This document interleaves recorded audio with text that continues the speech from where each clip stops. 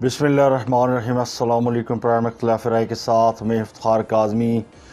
और कहने वाले कहते हैं कि रियासत के आइनी इदारे टकराव की जानिब बढ़ हैं, अदलिया और एग्जेक्टिव आपस में हेड ऑन हैं और मामलात ख़राबी की जानिब बढ़ हैं। सुप्रीम कोर्ट की जानिब से हुक्मरान इत्तेहाद और सुप्रीम कोर्ट बार की जानिब से फुल कोर्ट बेंच की तश्कील की दरख्वास्त को रद्द किए जाने और हुक्मरान इत्तेहाद की जानिब से सुप्रीम कोर्ट के फैसले को मुस्तरद करने और अदालती कार्रवाई का बाइकाट करने से मुल्क में जारी सियासी और आइनी बहरान पहले से ज़्यादा संगीन हो गया। और इस वक्त सबसे बड़ा क्वेश्चन ये कि अब आगे क्या होगा।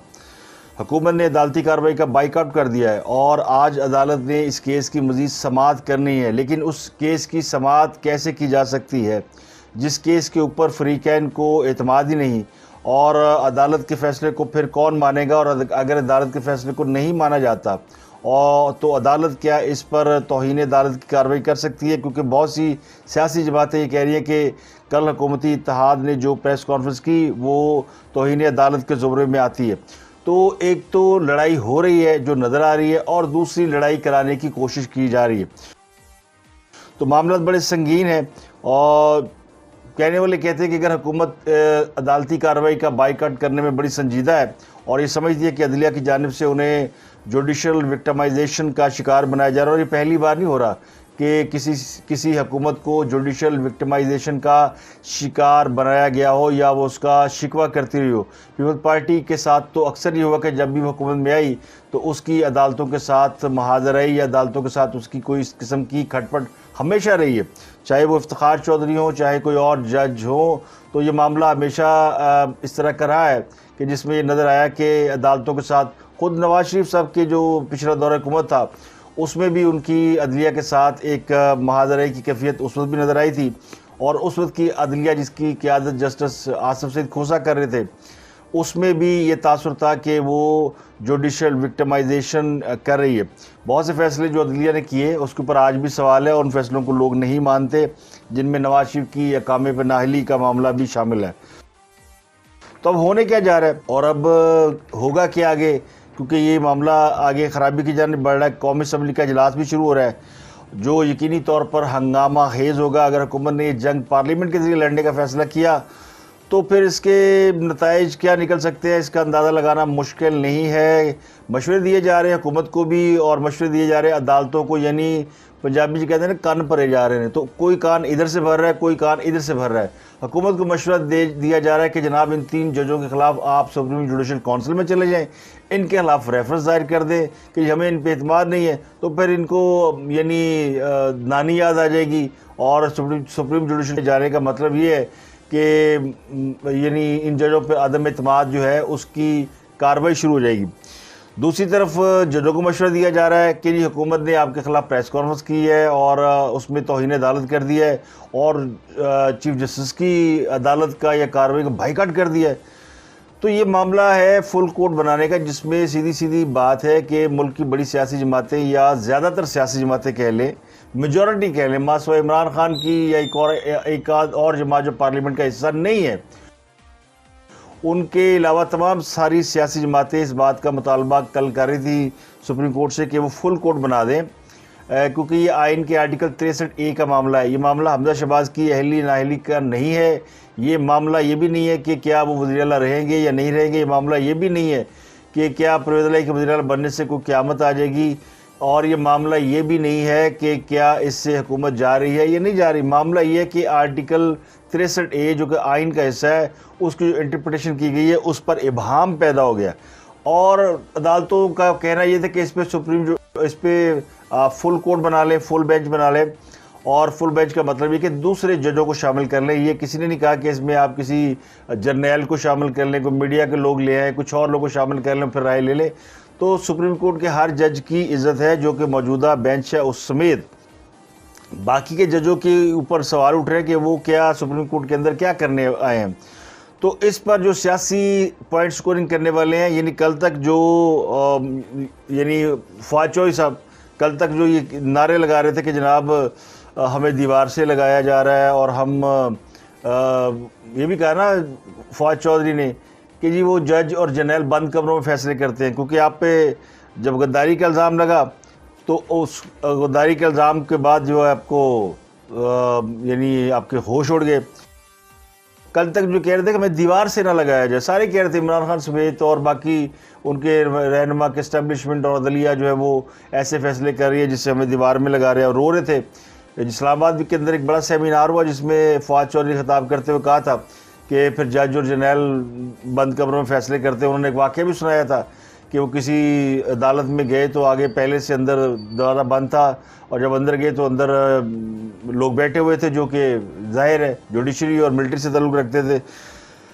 तो अभी जो वजह ये थी कि वो जस्टिस मंदो खेल साहब एक फ़ैसला के अंदर अपना इजाफी नोट लिख गए ना कि जिसमें उन्होंने कहा कि जी जो कुछ हुआ था अदम एतमाद के रोज़ खान साहब का जो मामला था जिसमें कासिम सूरी ने रूलिंग दी थी उसके मुताबिक कि आर्टिकल 6 बनता है।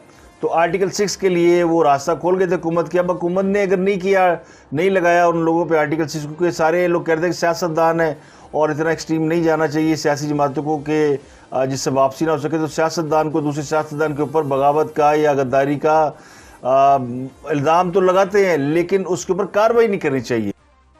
उस वजह से हुकूमत ने इसके ऊपर नरम रवैया इख्तियार किया और बावजूद कि दबाव बहुत था कि खान साहब के ख़िलाफ़ आर्टिकल 6 का मुकदमा दर्ज किया जाए और उनके बाकी साथियों के ख़िलाफ़ भी, लेकिन उन्होंने नहीं किया। तो नरम रवैया इख्तियार किया, उसका नतीजा ज़ाहिर है वो सामने आ रहा है।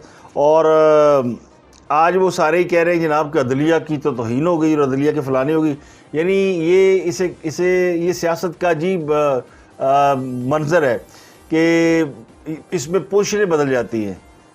आज अब किसी के साथ है, कल किसी के साथ है। तो यानी कल जो लोग एक इदारे के साथ थे आज उस इदारे के मुखालिफ हैं और आज जो लोग एक इदारे के साथ देने का ढोंग कर रहे हैं या उसका जेस्चर पेश कर रहे हैं वो कल को इनको गालियाँ देते फिर रहे थे। तो अब ये इस केस ने बहुत सी चीज़ें जो है ना वो खोल दी हैं। यानी इसे कहते हैं कि जो सुप्रीम कोर्ट का मामला है ना उसके बारे में तो कहा जा सकता है कि वाह साहब क्या इंसाफ है। यानी इंसाफ ये कि पार्टी सदर के तौर पे अगर आपने नवाज शरीफ को निकालना हो तो फिर आप ये बताते हैं कि पार्टी के सरबराह के पास बड़े इख्तियार होते हैं और पार्लियामेंट्री पार्टी के फैसलों का उसके पास इख्तियार होता है। बड़ी जमातों के आइन में ये लिखा हुआ है, वो PTI हो, तहरीक मुस्लिम लीग नून हो, पीपल्स पार्टी हो, सब जमातों के आइन में ये लिखा हुआ कि असल फैसलों का इख्तियार पार्टी लीडर के पास होता है। अब चूँकि एक और पार्टी के सरबराह ने इख्तियारात इस्तेमाल कर लिए उसी तनाज़र में और ये इख्तियारात चूँकि लाडले के ख़िलाफ़ इस्तेमाल कर लिए तो अब वो कानूनी बदल गया है। अब वो कह रहे हैं जी कि पार्लियामेंट लीडर के पास इख्तियार ज़्यादा है और पार्लियामेंट्री पार्टी के लीडर के पास इख्तियार नहीं है। तो इसका मतलब ये कि सियासी जमातों का आइन तो ज़ीरो हो गया और फिर इससे आपने सियासी जमातों के अंदर तकसीम का एक नया रास्ता खोल दिया। यानी पार्लियामेंट्री लीडर का अपना धड़ा और पार्टी लीडर की अपना धड़ा। वो कहे जी पार्लियामेंट के अंदर जो कुछ हो रहा है वो पार्लियामेंट लीडर की मर्ज़ी से होगा और जो लीडर जिसके नाम पे वोट मिलता है, वोट तो नवाज शरीफ के नाम पे मिलता है ना, वोट तो इमरान खान के नाम पे मिलता है, वोट तो भट्टो के नाम पे मिलता है, वोट तो अल्ताफ़ हुसैन के नाम पे मिलता है, वोट तो वली खां के नाम पे मिलता है या गफ्फार खां के नाम पे मिलता है। और जिन जमातों में इन शख्सियात नहीं है वो इक़्तिदार में नहीं है। पाकिस्तान में तो आप देख रहे हैं पाकिस्तान का सियासी निज़ाम ऐसा ही है, लोग शख्सियत किरदार को वोट देते हैं कि किसी एक शख्स को आइडियलाइज़ कर लेते हैं, उसको वोट देते हैं। अब जो सियासी जमातें जो इक्का दुक्का पाकिस्तान के अंदर ऐसी हैं जो कि शख्सियात के गिर्द नहीं घूमती तो उनको आप देख लें वो किधर हैं, वो महज तांगा पार्टियाँ हैं, उनके पास तो वोट बैंक ही नहीं है, लोग उनको वोट नहीं देते, लोग उनको पसंद नहीं करते। तो ये तो एक यानी ग्राउंड रियलिटी है पाकिस्तान के अंदर। अभी पॉलिटिक्स के अंदर वो वक्त नहीं आया कि जहाँ लोग नज़रिए को, जहाँ लोग मंशूर को और जहाँ लोग आइडियाज़ को वोट दें या लोग ये कहें जी बड़ी जमहूरी कदरें हैं। इमरान खान की जमात भी इससे बड़ी उनकी तो जमात का हाल ही कि वो अपनी जमात के अंदर कभी उन्होंने इलेक्शन कराया ही नहीं और एक दफ़ा कराया था तो उसका जो नतीजा निकला वो सबको पता है। और अगर इलेक्शन कराएंगे भी तो इमरान खान के अलावा कोई इलेक्ट नहीं होगा क्योंकि पार्टी उनकी है, उनके नाम पे चलती है, वोट इमरान खान को पड़ता है। इमरान खान यानी आपने फिर रास्ते खोल दिए, कल को फिर धड़े बन जाएंगे पार्टी के अंदर। अभी पता नहीं, अब मादर के साथ कहना पड़ता है कि फिर हमारे फादल जजों को सियासत की अलग भी नहीं आती, वो हमेशा यानी बहरान ही पैदा करते हैं और उन्हें नहीं मालूम कि इन्हें सिर्फ यानी ऐसे फैसले करना और ऐसे अहमकाना सवाल करना जो कल भी किए गए। अब ये यानी 3 जज फाजल जज जो है उनमें एक आध जज तो बिल्कुल हद से गुजरा हुआ है ना, नाम लिए बगैर कह सकता हूँ, लेकिन नज़र आता है कि वो उनके सवालों से उन्होंने जो कुछ किया। अब आप देख लें कि पाकिस्तान निज़ाम के ऊपर किस हाल, मजहबी जमातों में भी हाल है।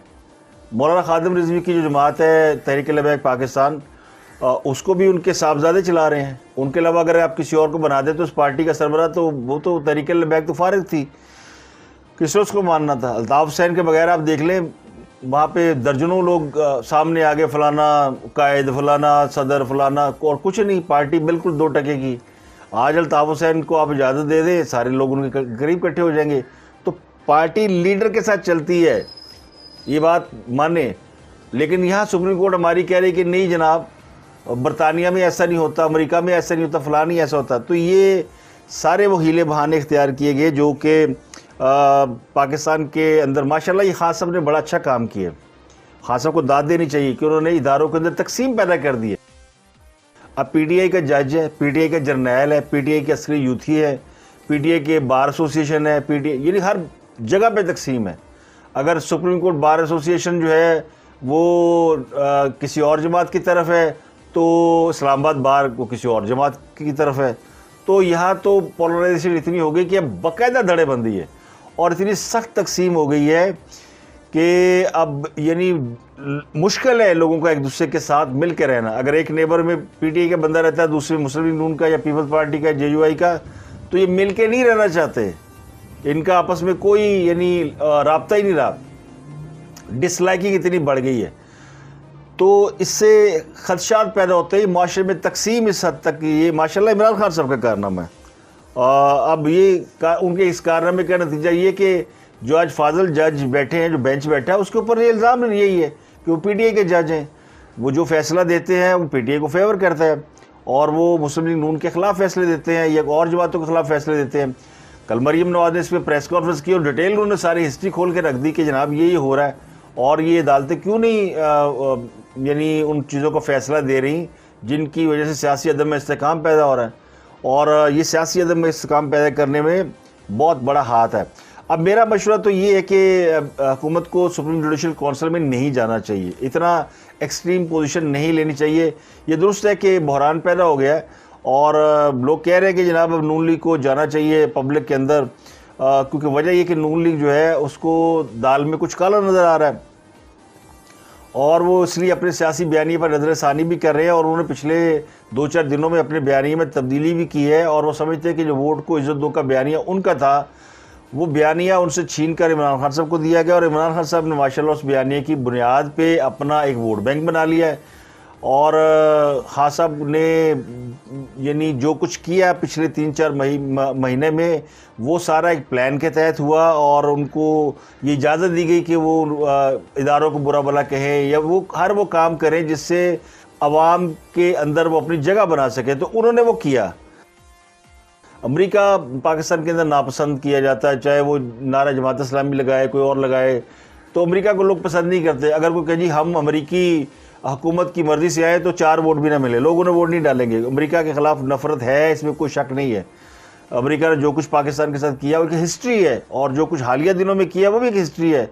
बावजूद इसके कि अमेरिका के साथ हमारी मईशत बहुत जुड़ी हुई है, लेकिन अमेरिका को लोग पसंद नहीं करते।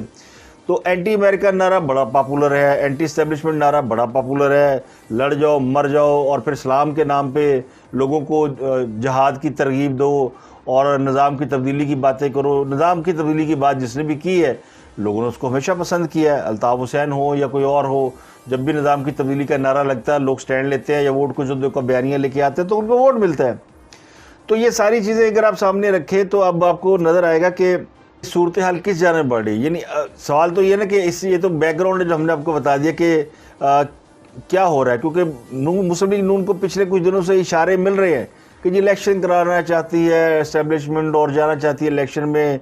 और वो कह रहे हैं हमने तो भी यानी पाँव जमाए नहीं और फिर जो हमसे यानी कुछ इशारों में बात करने की कोशिश की गई और उन इशारों का मतलब ये था कि नवाज शरीफ ने वापस आना है, नवाज शरीफ साहब के मुकदमात ख़त्म होने हैं। ये तय किया गया था कि नवाज शरीफ को बाइज़्ज़त वापस लाया जाएगा, उनके हवाले से सॉरी किया जाएगा जी उन्होंने खिलाफ से गलत मुकदमे बनाए।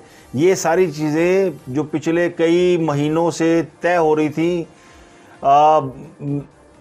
इन्वर्टेड कामा में, उनके ऊपर वो कमिटमेंट जो थी वो भी कहीं ना कहीं पूरी होनी है, लेकिन वो नहीं हुई। तो तुसी अपनी कमिटमेंट तो पूरी की थी नहीं कि सब कुछ होएगा, और उनसे कमिटमेंट उनसे उनको आवाम के साथ हेड ऑन कर दिया है। यानी पेट्रोल बढ़ा दें, 100 रुपया पेट्रोल बढ़ गया, ऑलमोस्ट 150 से 250 चला गया, और फिर महंगाई बेतहाशा, और डॉलर 188 से चला और अब 230-33 का हो गया। तो हालात किस तरफ जा रहे हैं? तो इन हालात को अगर आप परेशान कुन कहते हैं तो इसको ज़िम्मेदार कौन है? क्या इसकी ज़िम्मेदार खाली मुस्लिम लीग नून है? नून लीग के साथ वही हुआ है कि कत्ल किसी और ने किया है और खंजर इनके हाथ में पकड़ा के खुद भाग गया है, और ये रंगे हाथ तो पकड़े गए हैं। लाश भी मौजूद है, लाश है पाकिस्तान की मईशत, और खंजर इनके हाथ में। कातिल कोई और है, कातिल इमरान खान साहब हैं जिन्होंने मईशत का बेड़ा गर्क किया है। अब मजलूम बने हुए हैं, और सबसे ज़्यादा बैन वो डाल रहे हैं, मुद्दई वो बन गए हैं, और वो वारस भी बन गए हैं कि जी मैं सब कुछ, और मेरे दौर में तो बड़ी चल रही थी मईशत, बड़ी खुशहाल मईशत थी, और लोगों को वो चूरन बेचना जी मेरे आखिरी दौर में 6% ग्रोथ हो गई थी। तो 6% ग्रोथ तो फार्मूला है, इंपोर्ट बढ़ा दें और फिर आप देखें कि आपकी ग्रोथ रेट बढ़, GDP बढ़ जाएगा। तो वही फार्मूला उन्होंने अपनाया। ये कोई नेचुरल ग्रोथ नहीं थी, ये एक मसनूई तौर पे, वक्ती तौर पे आपने चीज़ों को होल्ड ऑन कराया। यानी पेट्रोल की कीमत रिवर्स की, बढ़ाया नहीं, IMF के साथ मुआहदा तोड़ा, और अपनी जो इंपोर्ट बिल है उसको बढ़ा दिया। तो उसका नतीजा पाकिस्तान की मईशत में बहुत प्रेशर आया। तो अब जो मुस्लिम लीग नून का या हुक्मरान इत्तेहाद का प्लान तो ये था कि वो आराम से अगले साल इलेक्शन कराएंगे, इस दौरान मुकदमात भी ख़त्म हो जाएंगे, नवाज शरीफ वापस आ जाएंगे, और फिर उसके बाद जब इलेक्शन का माहौल होगा तो नवाज शरीफ यहाँ पे होंगे। अब नवाज शरीफ के बगैर इलेक्शन लड़ने का हाल आपके सामने है। पिछले जो अभी बाई इलेक्शन हुआ है उसने कलाई खोल के रख दी है, किसी के पास बयान ही नहीं था, और अकेली मरीम नवाज़ को उस मैदान में झोंक दिया और बाकी सारे बैठ के बाहर तमाशा देखते रहे। तो उसका नतीजा निकल आया, खान साहब जीत गए, और खान साहब ने जीत के बाद वो ज़ाहिर है उनका कमबैक बनता है। अगर आप देखेंगे तो वो जो कितने भी आप मुखालिफ क्यों ना हो, लेकिन मैंडेट तो मैंडेट होता है। अब भी अगर इलेक्शन होते और खान साहब जीत जाएंगे तो कोई उन्हें इक़्तिदार में आने से नहीं रोक सकेगा, ना कोई उसके ऊपर किसी के पास कोई जवाब होगा कि उन्हें रोके। तो अब नई हिकमत अमली क्या होगी और क्या करने जा रही है मुस्लिम लीग नून, और क्या करने जा रही है हुकूमत, जिसने कल सुप्रीम कोर्ट के ऊपर इतने संगीन इल्ज़ाम लगा दिए, फिक्स मैच, फिक्स बेंच, और पता नहीं क्या क्या इल्ज़ाम लगा दिए। तो अब बिल्कुल अदलिया के साथ हेड ऑन हो गए। अब इस सूरत हाल से, इस क्राइसिस से कौन निकाल सकता है? इदारे निकाल सकते हैं। अगर वो समझते हैं कि ये मामला ख़राब हो रहा है और उसको ठीक करना है, तो मेरा ख्याल है कि इसमें इदारों का बड़ा रोल है। लेकिन अगर वो इदारे इस बात पे अड़ जाते हैं कि नहीं हम जो कह रहे हैं वो ठीक है, तो उसका मतलब ये है कि वो मुल्की मामलात को नहीं समझते, और ना इन चीज़ों को पे उनका कोई स्टेक है, कि वो उनको सिर्फ एक फ़िक्र है कि इमरान खान वापस किमें ले आ जाए। तो इमरान खान की जो वापसी है वो पाकिस्तान को जितनी कॉस्ट करेगी उसका किसी को अंदाज़ा नहीं है, और वो तकसीम जो इस वक्त मुल्क के अंदर है वो तकसीम और बढ़ेगी। तो इस बात से कतई नज़र कि हमजा शहबाज वज़ीर आला पंजाब होंगे या नहीं होंगे, पंजाब में अरकान असम्बली इस्तीफ़े देंगे या गवर्नर राज लगेगा, या फेडरल गवर्नमेंट जो है वो फेडरल गवर्नमेंट को चलाने की कोशिश करेंगे और फिर मकबूल या पॉपुलर फैसले करेंगे, यानी बटाई बिठा देंगे। वो कहेंगे जी पेट्रोल 100 रुपये कट कर दो, फलाना कट कर दो, 2-4 फैसले ऐसे करके पॉपुलरिटी वापस लेंगे, या फिर रिज़ाइन दे के बाहर आ जाएंगे जी हमारे से ज़्यादती हो रही है। किसी भी सूरत हाल में, कोई भी सूरत हाल इस वक्त मुस्लिम लीग नून के लिए आइडियल नहीं है, और उसकी वजह यह है कि इनसे भी गलतियाँ हुई हैं, इसमें कोई शक नहीं कि बहुत सी चीज़ें गलत हुई हैं, और अब इनको अंदर लड़ाने की एक जंग शुरू हो गई है। वो जो तलत हुसैन साहब ने एक ट्वीट किया कि जी शरीफ फैमिली के अंदर खिलाफात के हवाले से कि कौन क्या करता रहा, तो सुलेमान शहबाज उनके साथ हेड ऑन हो गए, तो वो एक अलग मामला चल रहा, उसने भी एक ख़राबी पैदा की है और बेयकीनी की कैफियत को और ज़्यादा नुमाया किया है। तो इसका फ़ायदा PTI उठा रही। PTI अचानक फिर दोबारा से वो अच्छी बच्चे बन गए हैं, इस्टेब्लिशमेंट वेरी गुड, अदलिया वेरी गुड, और देखिएगा 4 दिन बाद वो कहेंगे अमेरिका वेरी गुड। वो सारा बयानिया रिवर्स है, क्योंकि उनको जो चाहिए था वो मिल गया है। और माशाल्लाह उन्होंने एक पॉपुलैरिटी गेन कर ली है, और पॉपुलैरिटी से मुराद ये कि अवाम को वो कहानी सुनाई है, फिल्म दिखाई है, अवाम उस फिल्म के सहारे में मुब्तला है, उनके पीछे चल पड़े कि आएगा इमरान और बनेगा नया पाकिस्तान। तो ये नया पाकिस्तान फिर इसी तरह बन सकता है कि ये तो लोगों में तकसीम है, खुदा ना खास्ता ये तकसीम कहीं आगे चल के ये फैल ना जाए। तो अब आगे क्या होगा, ये आखिरी इसका जो कंक्लूड करते हैं, क्योंकि ये बड़ा इंपॉर्टेंट है कि मर्द बहरान आसिफ अली ज़रदारी साहब का है। अब लोगों की नज़रें 2 चीज़ों पर है, मर्द बहरान आसिफ अली ज़रदारी, क्योंकि Asif Ali Zardari man of crisis है और उन्होंने ही ये सारी गेम पलटी थी, और उनके इस गेम पलटने का यानी ये अजीब किस्म का माहौल बन गया कि एक किसी वक्त वाह वाह होती है, किसी वक्त उनको बुरा भला कहा जाता है कि जी उन्होंने ये काम किया और अब ये उल्टा पड़ गया। अब वो दुबई में है, और दुबई में उनके बारे में मुतज़ाद इत्तलात है। कोई कहता है जी वो किसी अहम शख्सियत से मिलने गए हैं, कोई कहता है वो अपनी सालगिरह मनाने गए हैं, कोई कहता है जी वो वहाँ पे ख़ास साहब की अहलिया भी चली गई हैं दुबई, और उनके भी काफ़ी करीबी तल्लुकात हैं, उनकी मुलाकातें भी हैं। कुछ इस किस्म की बातें हो रही हैं जो पता नहीं क्या बातें हैं, जिसमें ये भी कह रही है इलेक्शन के खदो खाल तय किए जा रहे हैं। अब जरदारी साहब तो वाहद शख्सियत है PDM के अंदर जो इलेक्शन के मुखालिफ है। मौलाना फजल रहमान भी इलेक्शन चाहते हैं, नवाज शरीफ भी इलेक्शन चाहते हैं, तमाम सियासी जमातें वो तो चाहते थे इलेक्शन, लेकिन मौलाना आसिफ अली ज़रदारी साहब इलेक्शन नहीं चाहते। और आसिफ अली ज़रदारी साहब इस गेम के ज़ाहिर है बड़े खिलाड़ी हैं, तो अब वो किस जगह बैठ के किससे क्या चीज़ें सेट करें, क्योंकि ये मामला अब उनके गिर्द घूम रहा है कि उन्होंने कैसे हल करना है, या फिर नवाज शरीफ है। नवाज शरीफ अभी तक इसके ऊपर बोले नहीं है, नवाज शरीफ साहब खामोश है, और नवाज शरीफ साहब जिस दिन बोलेंगे तो इस बात का बहुत बड़ा एक चांस है कि चीज़ें बदल जाएंगी, और वो जो नून लीग का जो बयानिया है वो अचानक लौट आएगा। वरना अभी तो हम देख रहे हैं कि पार्टी इज़ आलमोस्ट डाइंग से मुराद ये कि लीडरलेस पार्टी नज़र आती है। मरीम नवाज़ की जितनी भी आप तारीफ़ कर लें या जो भी आप समझ लें, उनको कुछ लोग कहते हैं कि उनकी वजह से पार्टी बर्बाद हो रही है, वो अग्रेसिव बहुत है और उनकी मुख्तलिफ हल्कों तक रसाई नहीं है, या मुख्तलिफ हल्कों के साथ उनकी कोई इंटीमेसी नहीं है, यानी कोई अंडरस्टैंडिंग नहीं है, जिस तरह शहबाज शरीफ की है। वो जदू चाह किसी ने मिल लेते हैं, वो फ्लेक्सिबल आदमी है। मरीम ज़रा थोड़ी स्ट्रॉन्ग है और वो अपने नज़रियात में भी स्ट्रॉन्ग है, तो उनके लिए लचकदार रवैया या उस तरह की जो सियासत जिसे कहते हैं ना कि जी कुछ भी कर लेंगे, जो कहोगे कर लेंगे, वो नहीं है उनके पास। वो ठंडी मीठी सियासतदान नहीं है, तो इसलिए उनके लिए मुश्किल हो रहा है। तो अब शहबाज शरीफ भी सारी चीज़ें कर सकते हैं, वो खामोश है, अभी तक वो भी नहीं बोले, जिसका मतलब ये कि अभी मुस्लिम लीग नून ने कुछ ऑप्शन खुले रखे हुए हैं, और अभी उनकी जो वो क़यादत जो कि अभी पार्लियामेंट का हिस्सा नहीं है, वो पार्टी को ज़िंदा करने के लिए बयानिया बिल्ड करने की कोशिश कर रही है। तो मुझे ये लगता है कि आज जब फैसला आज कोर्ट लगेगी तो उसके अंदर फिर चीफ जस्टिस साहब को अगर वो इस मामले को, इस क्राइसिस को हल करना चाहे तो बड़े आराम से हल कर सकते हैं। वो कह सकते हैं जनाब 3 रुकनी नहीं 5 रुकनी बेंच बना देते हैं, 7 रुकनी 8 रुकनी बना देते हैं। फुल कोर्ट इसलिए बना सकते हैं कि छुट्टियां लोग अवेलेबल हैं। उनकी लॉजिक बड़ी दुरुस्त है, और मैं इस बात से इत्तफाक करता हूँ कि जज अवेलेबल नहीं है और इस मामले को ज़्यादा लटकाया नहीं जा सकता। तो लेकिन ये कहना कि जी 5 जजों ने नवाज शरीफ को घर भेजा था तो वो भी गलत भेजा था। फिर उन्होंने ये कहा जी कि हमने जो पिछले फैसले दिए हैं तो अब उनके पास रिव्यू पिटिशन है, जज ही उठाने हैं ना। आप जैसे जज हैं, जिस तरह आप काबिल एहतराम है, बाकी के जज भी काबिल एहतराम है। हम कौन सा करें नून लीग के जज बिठा दें या यहाँ से कोई नून लीग का कोई बंदा बिठा दें, तो कोई भी नहीं कह रहा। तो ये इसका हल निकाला जा सकता है। ये क्राइसिस कोर्ट ने पैदा किया और कोर्ट को ही ख़त्म करना है। वरना वो जो सवाल पूछा गया था ना, सियासी अदम इस्तेकाम कैसे, हमारी वजह से तो नहीं है, वो मुल्क के अंदर सियासी अदम इस्तेकाम की वजह से मईशत ख़राब है।